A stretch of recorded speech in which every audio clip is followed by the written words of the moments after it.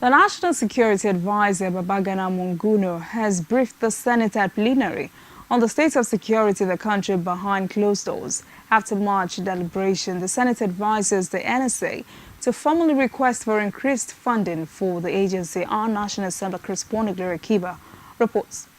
The Senate had last week met with other security and service chiefs on the prevailing insecurity challenges in the country. This time, it is the turn of the National Security Advisor, Babagana Monguno, who briefs the members of the upper chamber in a closed-door meeting. And after hours of the meeting, Senate President Bukola Saraki says the NSA has been advised to formally request for increased funding for the agency. The Senate at a closed committee of the whole received brief from the National Security Advisor on the proliferation of dangerous firearms, spate of killings by terrorists and kidnapping of hoodlums across this country.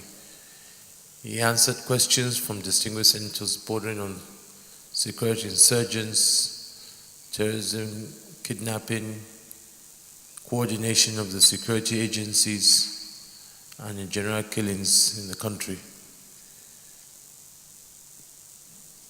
Thereafter, we directed that he submits a funding request similar to other head of security agencies. Also Thursday at plenary, Senator representing Kogi West, Dino Melaye, calls on President Muhammadu Buhari to tender apology over alleged unsavory remarks made against the parliament at a meeting with his campaign organization at the presidential villa.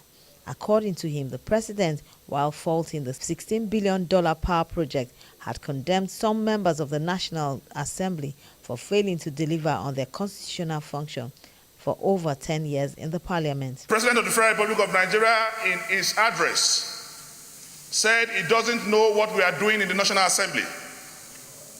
He said that some of us have been in the National Assembly for over 10 years. And we have nothing to show for it. And I felt this statement, Mr. President, is not only unpresidential, but it's an assault on my person and the institution of the National Assembly, where I am proudly a member. And I think that, and as such, we should not rush to come to these conclusions, and in so doing make contributions that might be of concern. But at the same time, I've always said we all agree that this institution is an institution that we all must protect at any given time.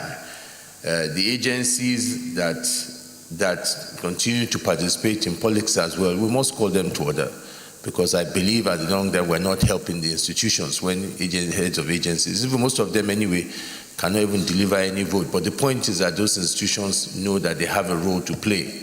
Meanwhile, the Senate has confirmed Professor Umu Jalingo, Professor Justina Nabuku, Professor Mike Obadan, and Adiola Adetunji as non-executive directors of the board of the Central Bank of Nigeria. It, however, declines approval of the nomination of Dr. Abdul Ibrahim following the report of the Committee on Banking, Insurance and Other Financial Institutions, which reveals that several petitions trails his clearance. Gloria Kiba, Core TV News.